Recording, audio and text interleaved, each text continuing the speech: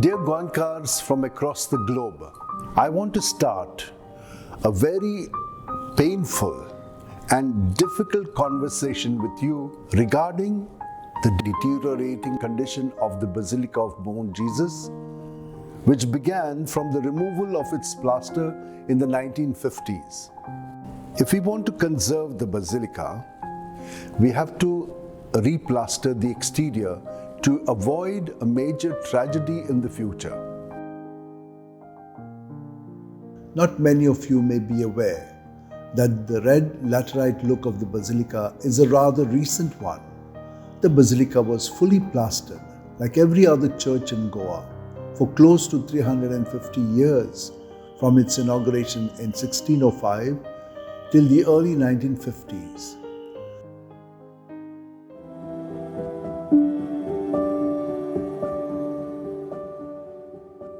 The removal of the plaster was part of a propaganda exercise initiated by the Portuguese Prime Minister António Salazar and the regime he led called the Estado Novo.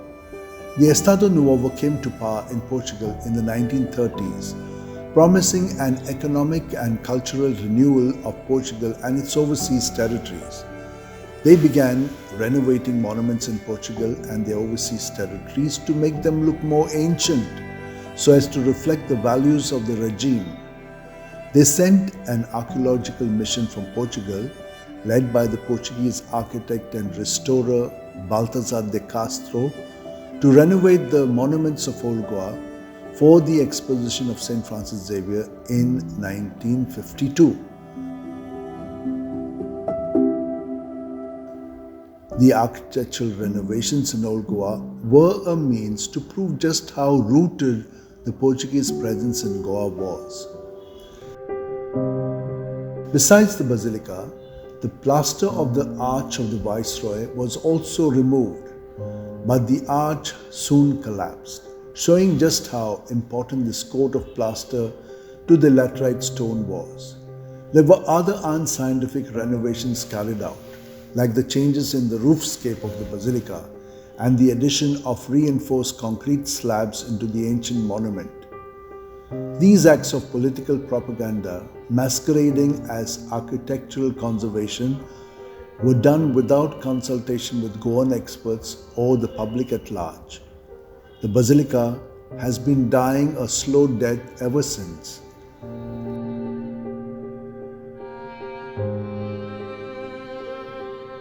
As you know, buildings in Goa have to combat harsh climatic conditions like humidity and torrential rainfall.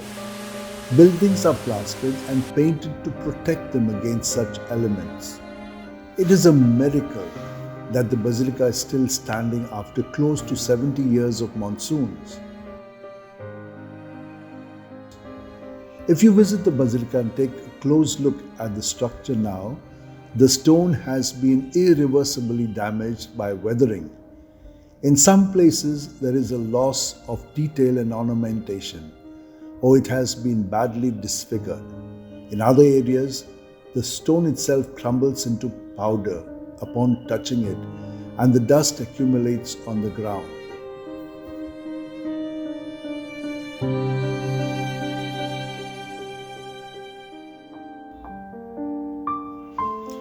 Due to its exposed laterite exterior and other factors like the rapid urbanization of Old Goa and the unseasonal rains that Goa is experiencing all through the year, the walls of the basilica remain wet. The laterite stone gets saturated so much that the water even starts dripping through the inside walls. This was something that never happened in the past. As things took a turn for the worse, I initiated a series of reviews with experts to get to the root of the problem.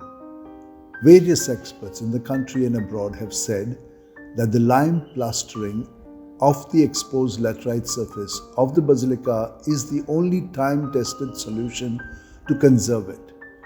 But for any decision to be taken on the replastering, we have to discuss with you, as it is a very sensitive matter. The Archdiocese of Goa and Daman and the ASI are aware of the steady weakening of the Basilica and are seeking technical and scientific guidance on the subject. The ASI South Zone Director, on her visit, has seen the deteriorating condition of the Basilica for herself and has lent her support. The ASI Goa Circle too has shown much concern but is dependent on ASI Delhi to signal the start of the process of replastering, which of course would be done in consultation and with the consent of the Archdiocese.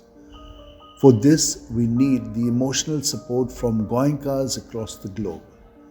Replastering the Basilica will prevent the deterioration of its walls, but a study of the roofscape and the unscientific structural changes undertaken in the 1950s will have to be done in the next phase to arrest other problems.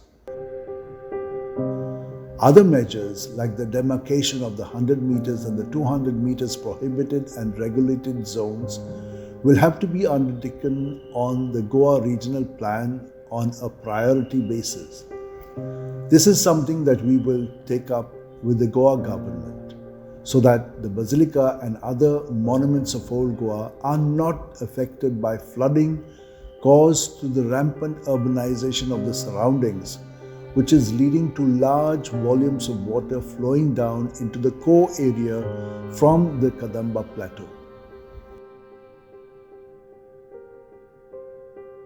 Initially, I was not for plastering the Basilica.